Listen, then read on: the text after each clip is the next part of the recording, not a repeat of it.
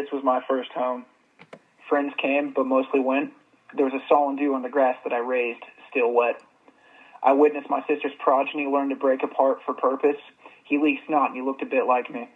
I confounded to light and laughter where ribbons of attention collided with bugs under a curiously subtle spring breeze. This was my first home. The rolling of these Appalachian foothills hit steaming and gargling stills of moonshine.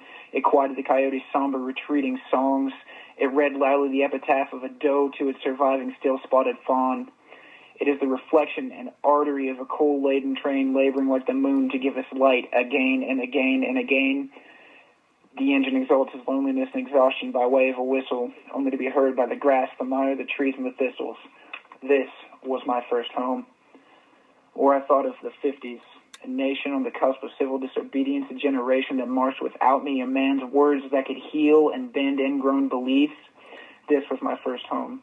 I am restless here, but there is a river that winds down a lane of pale sycamore, silver maple, and chestnut oak that marches singing into the great Mississippi hand in hand with the Ohio. To this sweet Muskingum Valley, to this river, I am kin. This was my first home.